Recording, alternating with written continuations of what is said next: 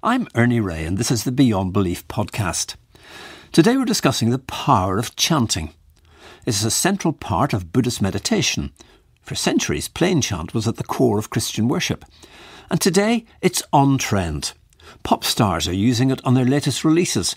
And some research suggests that regular chanting can reduce stress and increase well-being. With me are the Buddhist practitioner and academic Sarah Shaw, the Christian academic historian Christopher Page, and the neurologist Michael Trimble. I began by asking Sarah why she is so keen on chanting. I just love it. I loved listening to the Hare Krishna chants when I was a teenager, and they were very popular. And it just has always attracted me in association with meditation. We have ruminating minds. Just allowing the mind to wash itself in a chant is just a very nice way of starting the day. Christopher. It seems to me the chant that I really love, which is the chant that developed in the Middle Ages, Gregorian chant, everyone's heard of it, really is the root of our Western musical tradition. It's inside all of us. It's wisdom about how long a phrase should last, when you should breathe, shapes our musical sensibility. So in fact, I think it's inside all of us all the time, the chant that really matters to me. Michael, I gather you're not a practitioner. Correct. Why not? Oh, I think I'm not a very good singer. Of course, I enjoy music enormously, but I think chanting has never been something I've ever done, except perhaps at school at football games. Michael, has the human voice always been an instrument? Certainly for vocalization and for singing, and of course, apart from birds and maybe one or two other primates, which is quite rare, the humans are really the only people who sing and who entrain to music and who get emotionally moved to music. And it seems reasonable to suggest that singing emerged, or some kind of singing anyway, well before the propositional language which we use on a day-to-day basis emerged in terms of evolutionary history. And what was the purpose of that singing?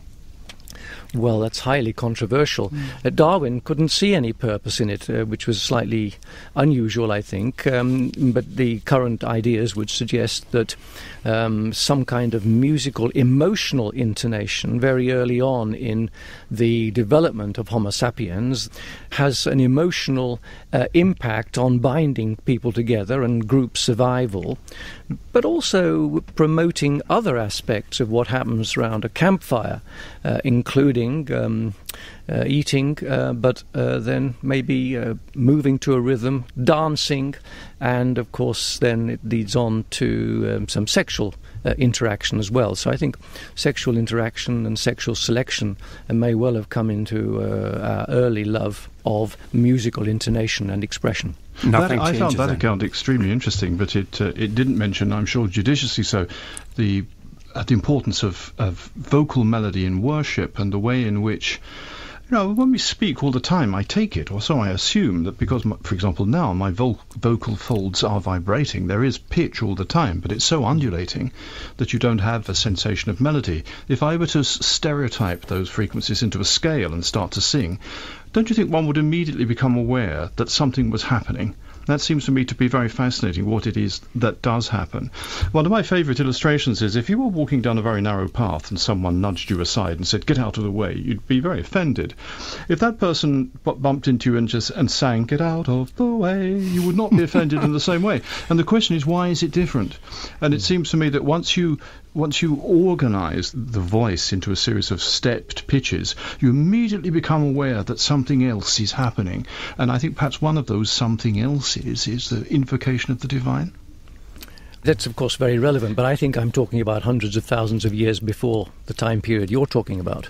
Can I come to you, Sarah? Because the earliest known tradition that I know of is the Hindu Vedic tradition, which was in Sanskrit, where there was a lot of chanting. Yeah. We do know that at one point it was the preserve of the Brahmins in the Hindu tradition. Yes, in the Hindu tradition. And they passed on that information to their sons, always through the mail, I think. But it was text-related. It was tied to a text. To a certain extent. The reason I'm being a little bit hesitant about that is because there is also a sense of oral transmission involving mantras and syllables, which would be passed on, and in all the Indic traditions, from the teacher to the pupil. And sometimes these sort of seed syllables would be very important and associated with initiations when you started doing them. So we tend to assume text is the earliest form, but we really don't know that. And certainly a lot of the Upanishadic theories say that the universe started with a sound, and that this is well, there is some kind of innate harmony in the universe. And when our very ancient ancestors tried to enunciate, chant or sing, and I think there is a difference between the two, but when they tried to do both of these things, maybe they were just trying to sense something bigger. Christopher? What I'd be fascinated to hear about also is just how much we actually know about, for example, Vedic chant, because the kind of crusade that I would wage in favour of, for example, the Latin plain song of the Middle Ages, Gregorian chant, is that thanks to that wonderful invention of staff notation that everybody now still uses, which is essentially, I suppose you could say, a kind of graph, we do have access to the music people were singing up to a point 1,000 years ago in the Western tradition. I mean, we have a pretty good idea. With the Vedic material, for example, I mean, how much do we actually know? A great deal we can reconstruct and feel, but how much do we know? I think we can know in the sense that we can ever know from layers of language and the way the texts have been preserved for so long. In terms of chanting traditions, there are very well-established procedures. There are a number of different chanting traditions. There are familial lines. You would be, as a young Brahmin boy, you would take an initiation when you first started learning to chant. You would then learn from your teacher. There were various kinds of pitch arrangements, and to this day a lot of the Brahmin communities use these hand gestures to denote pitch, which I think is still used in some Gaelic Christian chanting as well. There was a distinction between Hindu chanting and Buddhist chanting in the sense that Hindu chanting was the preserve of the Hindu class, the Brahmin class, whereas Buddhist chanting was open to all. And I think it's time, Sarah, that we had a little demonstration of what chanting sounded like, and I know you're going to give us a little taster. This is the last extract of the Meta Sutta. This is the Sutta Loving Kindness for All Beings, and it's a meditation. It's a ceremonial text. It's a very communal text. Everybody will chant it, and it's wishing goodwill around. Etang sating aditya brahma metang viharang idamahu ditinchab anupagamma silawa dasanena sambanno kame suineya gedang nahijatu gabbasayang punareti. Christopher, your fascination with plain chant, do you see any parallels between plain chant and what you've just heard? Yes, there's a great deal of time is spent in the medieval Mass and Office just reciting on a monotone in principio ad verbo et dominus and so on. That's one of the most fundamental ways in which quite long passages of text are delivered in medieval rites, and it's really quite similar, that idea of what that particular tone that almost burrows into your imagination and into your feeling. Yes, that's many parallels there. And there is another parallel, because it is about the transmission of text, and in the Middle Ages the text was set. You weren't expected to diverge from that text because you were transmitting orthodox belief and practice.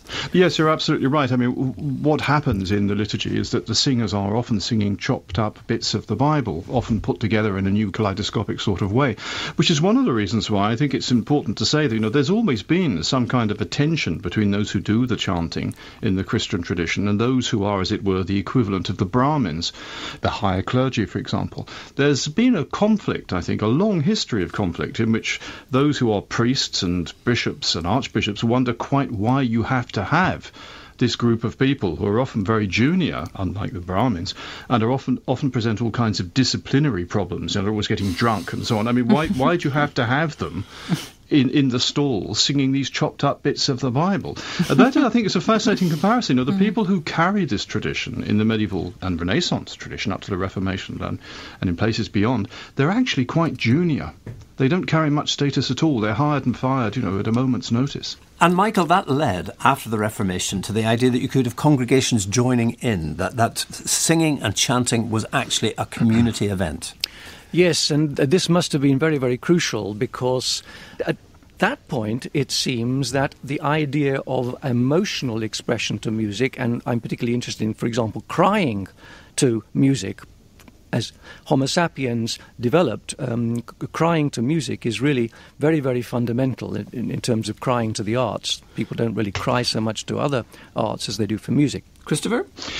Crying is one of the most frequently attested reactions of medieval singers to plainsong that we really read about time and time again, and it clearly was very, very common. Sarah, is that sort of emotion common as a response to Buddhist chanting? It is, and people cry with joy, and it's one of the manifestations of joy, crying. And I think in Asian culture, to a certain extent, this continues. One cries with joy as well as with pain, and maybe tears are sometimes a way of changing both of them into something else. I think that's an important point, that the tears that we have on record in the Middle Ages are, of course, they're penitential tears, but they are tears in which the soul almost dissolves in joy at the beauty of Christ's sacrifice and the redemption. Absolutely, yes. Michael? It seems to me that the monastic worship, if you like, was something exterior.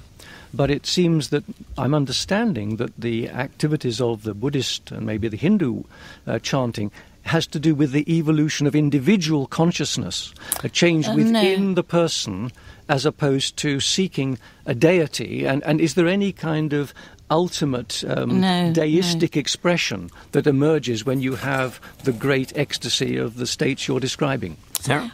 Well, there's the mindfulness is inside, internal, mindfulness is external, and it's both external and internal. That's one Buddhist formulation. And it's both communal and solitary, both at the same time. But Michael's point is that in Christian chanting, you are chanting as an element of worship to an external deity. In Buddhist chanting, it's an internalised thing.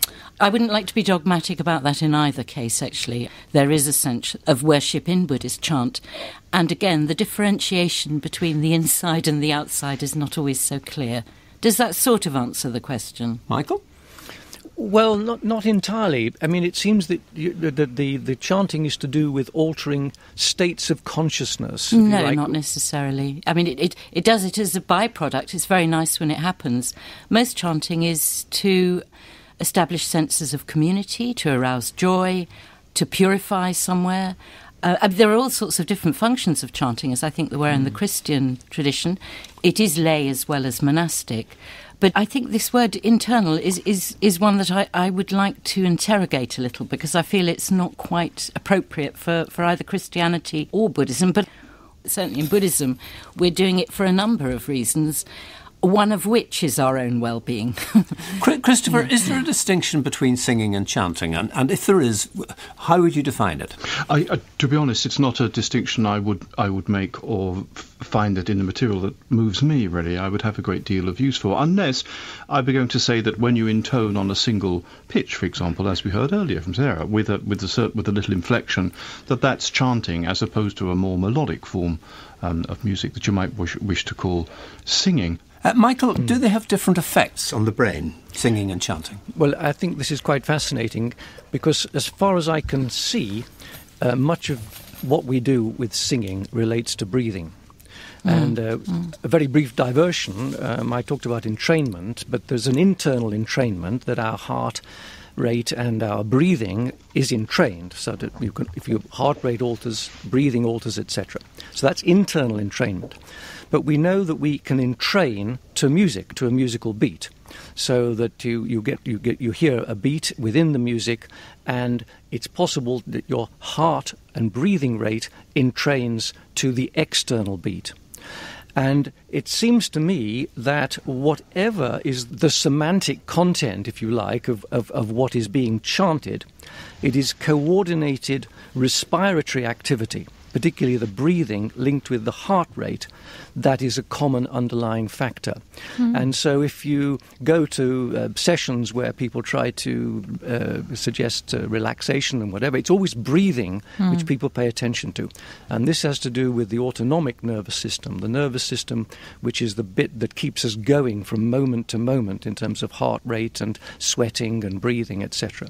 It's the breathing which underlies so much of singing activity, but also entrainment to the external people you're with. So if you're in a choir, there have been studies showing that when choirs are singing together, the singers within the choir also entrain together their heart rate and particularly their breathing. Can I say, that seems to me to be absolutely fundamental. I mean, if you sing medieval plainsong in a choral way, you're singing all the same, everyone is singing the same melody, so everyone breathes at the same place. You pause at the same place and you resume at the same place. So a group of people who, I take it, were all breathing at different rates soon find themselves breathing in a synchronized manner.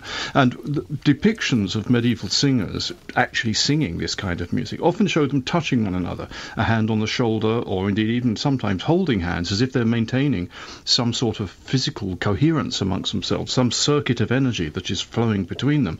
Let me remind you that you're listening to Beyond Belief, and today we're discussing the power of chanting. If we practice chanting on a regular basis, will it improve our physical, mental and spiritual well-being? Can it change the way we live our lives? And with me are Michael Trimble, Christopher Page and Sarah Shaw. Belinda Carlisle is absolutely convinced of the power of chanting. She was pop royalty in the 70s and 80s with hits like Heaven is a Place on Earth, and she freely admits that she succumbed to many of the pitfalls that strew the path to pop stardom. But she has changed. When I turned age 40, I was doing a lot of soul searching. I'd always been defined by what I do, and I had been dropped by my record company, and I discovered an organization called Soka Gakkai, which supports Nichiren Buddhists around the world, and it's Nam-myoho Renge Kyo, along with morning and evening recitations. But all along, for the past 26 years, I've also been involved with Kundalini Yoga, and those mantras are taken from the Sikh tradition, and I know that they are powerful. When I got sober almost 13 years ago, I was chanting 2 and 3 hours a day. It's not airy-fairy, it's a science, and it has all sorts of benefits, actually.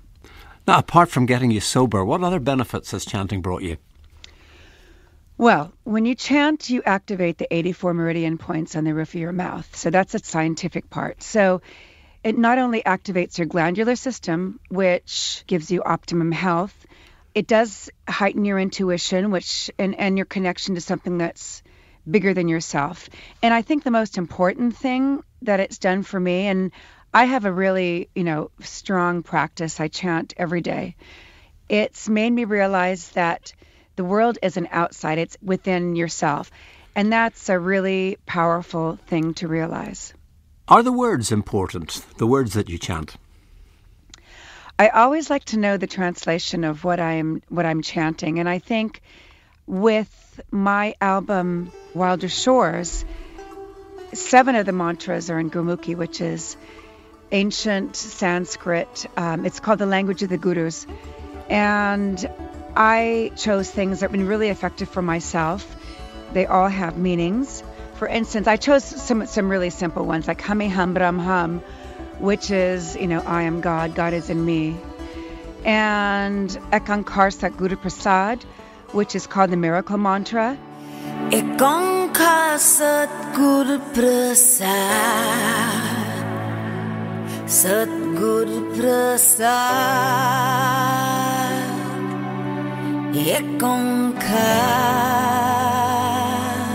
And if you need sort of a quick fix of like a pick-me-up and want to elevate the mood, that's a really good mantra.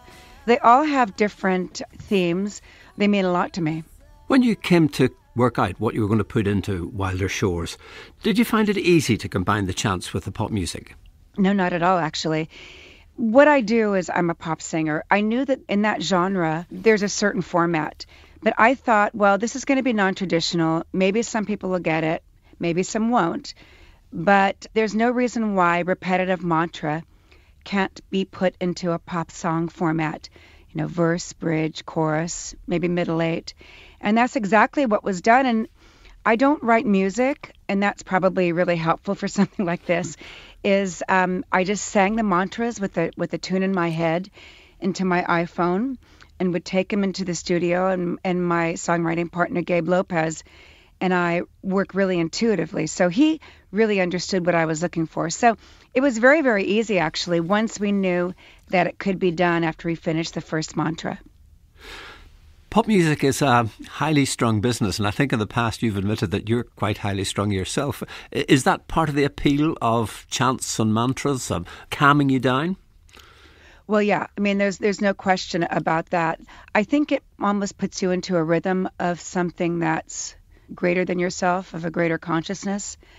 And that in turn sort of calms you down. I do know that I have that tendency, and I always have, and I know that it's been very helpful. If you had to define one aim for your album, what would it be? The one thing that I was hoping that this album would accomplish is that it would help people, and that I would be able to turn on people that would never normally even think about chanting to something that's been really helpful in my life. And especially with the world in the state that it's in right now, it's a really effective tool. That was Belinda Carlisle. Sarah, what did you make of that? I liked what she said very much. We all ruminate and go over things in our mind, and she seems to understand something about the power of chants of different kinds to just change our feelings and our state of mind in a meditative sense, really. And I liked what she said very much. Michael, it clearly worked for her. Yes, it did, but she brought in the deity as an important part of some of the experiences that she had. And again, referred to the alteration of consciousness in some way, which again was what I was kind of sort of hinting at, that it's some perspective of altering or getting a deeper sense of consciousness. And now whether that's specific to what we're talking about or not, I don't know. I mean, I think that a number of people would say, well, they take LSD or they take some cannabis or something, and that leads to an altered state of consciousness. But I think you're absolutely right, but she has control, and that's the real difference between the chanting and the drugs. She has the control. Yes. She's bringing... I think what she says is so accurate. She's changing her state of mind, and she's deriving strength from it. It's not destroying her as drugs do. Christopher, what did you make of it? It seemed to me she was just behaving like a musician. I mean, she'd been inspired by certain ideas, she'd created certain core sounds associated with text, and she went into the studio, like the Beatles doing Sgt. Pepper, and she made something out of it. I mean, that's what musicians do. Her own description of what she's doing is something, of course, she's perfectly entitled to. I mean, a lot of what she's describing is very, very familiar activity for creative musicians, indeed for composers, and that's how I see her, not as a mystic. And also a meditator's mind. I think most meditators would recognise something in what she describes. Michael, we know that it has short-term effects. It slows the heartbeat. Are there any signs, any evidence that it can have a long-term positive effect on a person's well-being? We're talking about singing, or we're talking about the chanting? I think we're talking about both. Yes, and the answer is probably not. It's very difficult to do experiments. So if you wanted to do some experiments, let's say with Buddhist monks, how many forms of Buddhist traditions are there, and how many different forms of chanting activity? It's extremely difficult. So you can do more with Western-style music. Now, I suppose the classic example of where you can't do something is the Mozart effect. I'm sure most people have heard that if you listen to Mozart's 448, you will become more intelligent. And this was extremely popular at one time, playing Mozart to babies. Of course, you can show an effect of music on, let's say, some IQ function, intelligent function. But it lasts while the music's there. But the evidence that it lasts longer is rather different. And I think that what we heard is a sort of a self-healing process through coming off the drugs and finding some alternative activity of escaping from the drugs, which is very plausible. Christopher, just talk a little bit about choral evensong, because one of the phenomena of the present day, when church attendance overall is declining like mad, is that cathedral worship, with all its glory, its wonderful music and a wonderful environment, is actually increasing in popularity. And I wonder, is that in some way a response to the increasing stressfulness of life in today's world? Well, I think that it could well be. There must be a reason, for example, why 1 or 2 CDs of Gregorian chant have gone platinum and have sold fantastically well. And I imagine that is for just the reasons you say, that people find the music lulling and spiritual, and that it answers to a hunger in themselves, or what Philip Larkin calls the desire to always be somehow more serious than one is in life most of the time. But I mean, even a song is a very beautiful service. I mean, the idea of celebrating the end of the day with lights and with chant, or with song, congregational song it may be, that represents a kind of distillation of what was the medieval Vespers service. But the congregational act of singing is something that people have come to see the meaning of more and more. I want to ask each one of you a final question as we draw this programme to a close. Assume I'm a sceptic, Sarah, and I'd like you to persuade me in 1 or 2 sentences of why I should take up chanting. I don't think anybody should take up chanting. I think it's something you do because you like it. It's the word parita for blessings in Buddhist chanting means to rescue or to recover. It is a kind of self-healing process. If you like it, you like it, but I wouldn't want to make you do it if you don't want to. So, Christopher, in 1 or 2 sentences, why should I listen to Gregorian chant? Because the music is deeply beautiful and spiritual, and in the most simple way relaxing, because it speaks to a deep wisdom about the way the voice works, where breath is needed, how you bring a melody to a close, how you signal that it's not yet quite over, because it is wise. And Michael, as a scientist, why should I listen carefully and appreciatively to singing and chanting? Because it does affect the aspects of your central nervous system that relate to not only keeping our body intact and in coordination with the immediate environment, but also relates very much to our emotions. And we have to have ways of relaxing and being relieved from intense emotions. And one of the ways through that is through music. And I love the word wisdom. Music is wise, and music brings you knowledge, but it's not the knowledge that philosophers want to get at with their insistence on words. Well, there we must leave it. My thanks to Christopher Page, Michael Trimble and Sarah Shaw. I'll be back again at the same time next Monday. Do join me.